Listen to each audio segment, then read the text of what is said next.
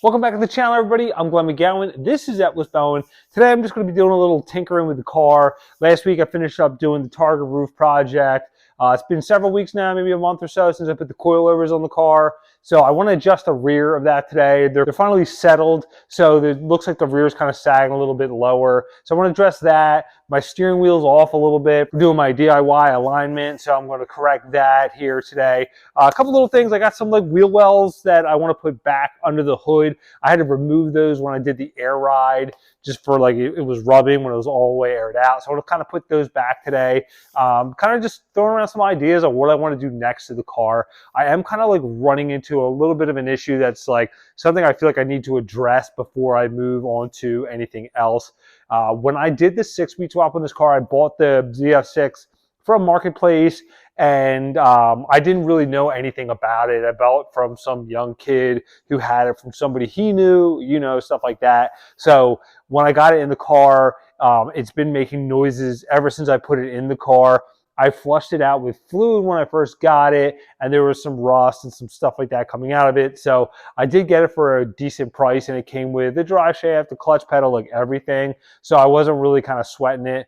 And the car shifts fine. It's so loud, and then driving the car, it just makes a ton of noise, and not the gear noises. It's like the bearings in it are just shot or something like that. So that's kind of been like bothering me. So it's one of those things where I'm either going to buy a used ZF6 again and possibly risk this, because I reached out recently to a couple people, and you know, they're like, oh no, I never tested it, I don't really know. So it's like, do I want to do that and be in the same boat that I'm in now? And even when you buy one, unless someone actually drove it and is like, this thing is 100%, you're really taking a risk. And you know, for the prices of these trans right now, they're pretty much anywhere from $2,000 to $3,000. I've seen ones higher. So I'm like, I don't know, man. So what are some other options? So I've been kind of throwing around ideas of what I could do, because I want to do an LS swap in this. With the ZF6, you have to get like $1,000 bell housing and some other little things. So I'm trying to think of what is an easy trans option that won't break the bank,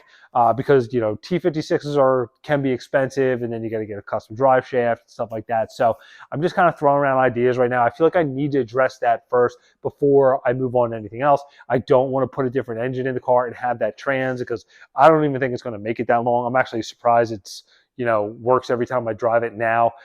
It's just like, you know, a ticking time bomb at this point. So that's kind of where I'm at with it. So I just figured I want to just get caught up doing a couple little odds and ends with the car right now, and then just, you know, kind of go from there, figure out what like falls in place for the next project. So we just dropped our new clothing line. Everything's available at LCOBMW.com. Some of our new designs are Save the Sticks. We also have,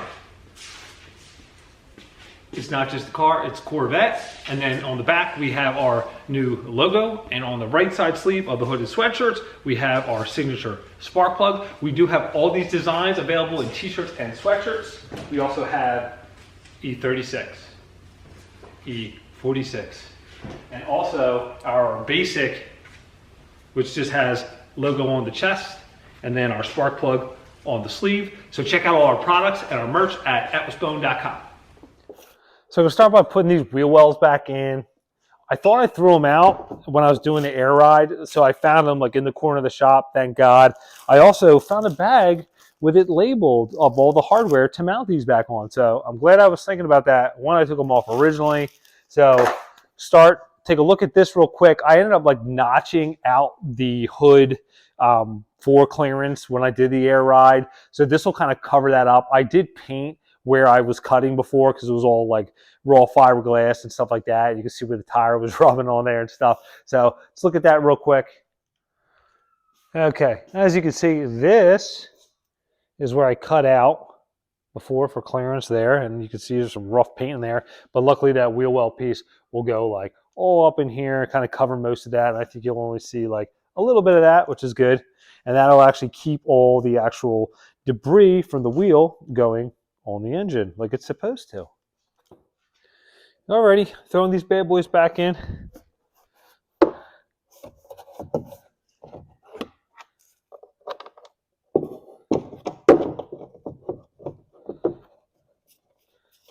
Probably should paint like the complete underneath of this hood. It just looks like complete garbage. Maybe that'll be my next project. I mean, in all honesty, if you watch these videos and you ever look at like the overspray on here and then underneath the car, it's still on there from, I guess, 2 years ago now when I painted the car. Probably should get it off.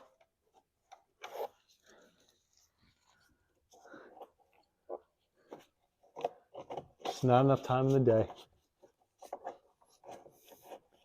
Probably won't be the best video either, of just wiping down overspray off my car.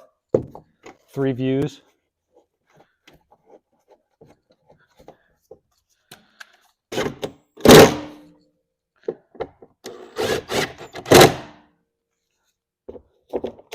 There's not even a clip there.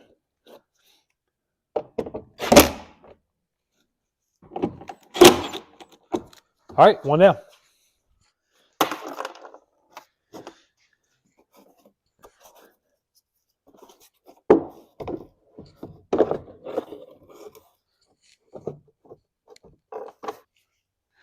All right, almost done.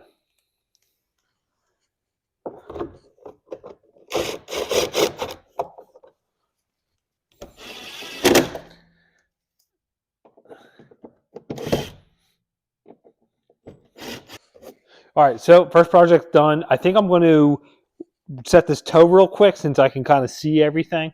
So let's get into that. Okay, so I'm going to try to explain this the best I can. I have this wheel as a demonstration. So when I'm driving up the road here, the wheel looks like this, right? So the wheels are completely straight, but the steering wheel is like this. So in order for me to get the wheel straight where I want it to be, I'm going to set the wheel like this in the car. Now this is making the tires go like that. So what I'm going to do is I'm going to move the tie rods equally, one this way and one this way. I'll probably do like one revolution on each side so they're identical.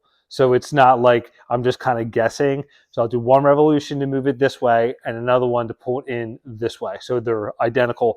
I'm going to mark the top of it with a marker and I'm just going to do it and make sure that I'm going the correct way. So my wheels now are pointing over there to the passenger side and I want to get them back to the driver's side. So I'm going to just start by doing one revolution on each side and then you got to drive it up the road. The best thing to do is just take it, drive it up to the road, get the thing aligned, quit being cheap about it. But for me, I'm going to get it aligned. Eventually, I'll run it up to my buddy Steve's. But for right now, the alignment that I did on it was actually pretty good. So I'm just going to get the steering wheel straight in the car. So let's mark this stuff up, break loose the nuts, and turn them. Also, a quick thing to kind of grab is just a bolt and a nut. So when you're over your tie rod, you have a better reference of like turning it in. Is it pulling it in or is it pushing it out? So you can use this to, get a better idea so you're going the right direction. I know it's kind of simple, but if you're underneath the car, like you're a little bit like thrown off. So you're trying to figure out, okay, am I going this way? Am I going that way? So just so you're not pulling one in and pulling the other one in. So it's just something that may help if you never did this before, just to make sure that you're going in the right direction. So here are the tools I'm going to use: 7/8 open end, paint marker, channel locks, my bolt we were just talking about. So down here, I put a mark run on top. I loosen my nut here. And what I'm going to do is make this go this way. So I'm going to use my channel locks and I'm going to spin that to push this out. So looking at my bolt, to make the bolt go out, I want to turn this thing. Kind of hard to do this with one hand here. I want to turn this thing out like this. Oh God. I want to turn it like this. So I'll go one revolution here till that comes up the other side.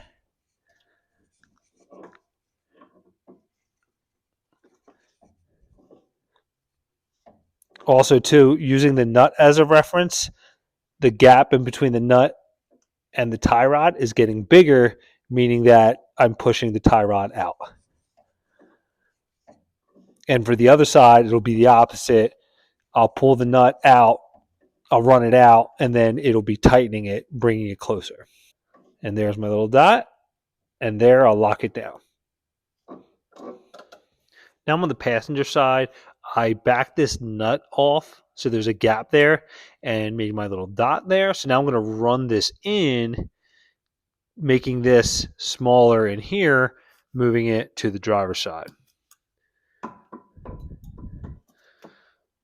So same thing, just one revolution till I see my little yellow dot pop up again.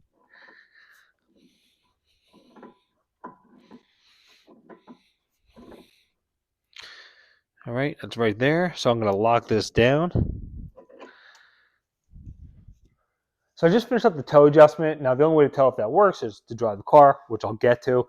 Now if the wheel is better but needs to come just a little bit more, try like half or a quarter, revolution on either side just to get the wheel where you need it to be. Now, if your suspension was just modified or your wheel is just off, this is a great thing to do just to correct that. Like your car could track fine and the alignment be 100%, but just the steering wheel is off, which can be kind of common. You could do this and get it right and not mess up the actual alignment of the car. So, once I get this on the road here in a second, we'll take a look and come back to that. But I want to get underneath this now and kind of measure the install height of the rear coilovers, which I originally set it up at. I want to see, did it come down a little bit? It looks like it's come down maybe like quarter inch or so. So I want to just kind of raise it back up to where it was how I originally had it set up. So I'm going to just kind of crawl underneath here, get on the coilover with my tape measure and see if I can get a kind of rough idea because I know what I set it up at. And then from there, we'll jack it up, see if I can adjust it from underneath. So I just reached underneath and kind of got a quick measurement of the coilover, and it looks like it's about a quarter inch shorter than what it was when I put it in. I put it in like 11 and a quarter install height, and now it's at 11 inches. So I'm going to just jack the rear of this up, take the wheels off because I think it was a lot easier to actually adjust the collars on the coilovers with the wheels off the thing. So I'm just going to do that real quick. Now that I got the wheel off, it looks like that I only have a little bit of room to adjust this up. So I have a 7-inch spring on here, and it looks like it's almost all the way up as far as adjustments concerned. I probably have like an 1/8 inch up there to safely go up. So I'm just going to do that. But if I need to go any higher, I'm going to have to go to like an 8-inch spring or something. Okay, so the rear is adjusted. I have it all the way up as high as it could possibly go at this point. So if I do have any issues with the rear vibrating or anything like that, I can't go any higher. I'll have to go to an 8-inch spring. So I'll cross my fingers, hopefully that'll do it. Other than that, I want to go drive the thing right now, check the steering wheel, see if I have to make any more adjustments. Okay, so the wheel is pretty much straight. If anything, it's the other way just a hair, but it's pretty much spot on for now until I actually take it someplace and get a line. So that'll work for the time being anyway. Okay, so that is a wrap. So 3 little things just to kind of check off my list. I think I am going to order those 8-inch springs just to be on the safer side, just because that cup's kind of coming out of the threads a little bit. So I probably don't need it, but I just figured let's be on the safe side, get the correct spring in there. So I'll order those. Steering wheel is pretty much good for now. I am going to probably set up an appointment here in like a couple weeks, get it actually like properly aligned. But besides that, enjoy the video, hit that like button. Thanks for watching.